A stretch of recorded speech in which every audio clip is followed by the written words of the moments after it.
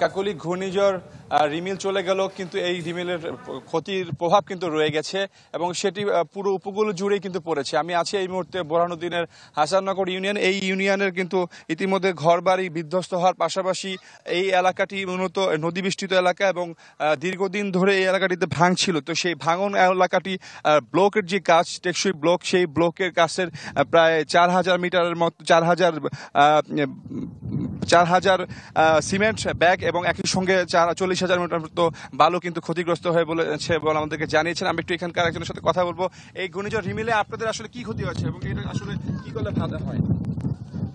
ঘূর্ণিঝড় রিমেলে আমাদের SM joint ভেঞ্চারে আমরা কাজ করি। এখানে আমাদের দুইটা প্যাকেজে টোটাল হচ্ছে 3.5 কিলোমিটার, 350 মিটার। এর মধ্যে আমাদের 4,000 বস্তা সিমেন্ট নষ্ট হয়েছে এবং 40,000 ফুট সিলেট সেন্ট বালু নষ্ট হয়েছে।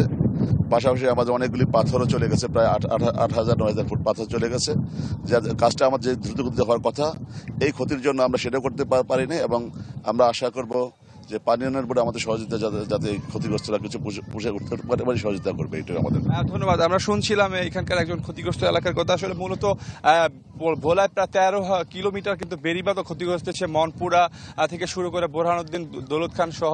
এছাড়াও কিন্তু এই ঘূর্ণিঝড় রিমেলে কিন্তু ভোলায় সরকারি হিসেবে 3 জন এবং বেসরকারিভাবে কিন্তু 6 জনের মতো মারা গিয়েছেন। তাদেরকে প্রশাসনের পক্ষ থেকে ক্ষতির পোষানোর জন্য কিছু সহযোগিতা করলেও যারা ক্ষতিগ্রস্ত তাদেরকে কিন্তু সেইভাবে কিন্তু এখন কোনো সহযোগিতা পায়নি। ফলে এখনো পর্যন্ত মানুষ খোলা আকাশে নিচে বসবাস করছে এবং তারা বলছেন তারা ত্রাণ নয়, সেই সব মানুষ টেকসইভাবে তারা মজবুত গৃহ নির্মাণ করতে পারে সেই ধরনের সহযোগিতা তারা কামনা করছেন। এছাড়াও ভোলায় ফসল এবং মাছের কিন্তু ব্যাপক ক্ষতি হয়েছে, এটিও পোষানোর জন্য তাদের প্রশাসনের পক্ষ তালিকা করা হয়েছে এবং সেগুলো পরবর্তীতে তাদেরকে ক্ষতিপূরণ দেওয়া হবে বলে আশ্বাস দিয়েছেন।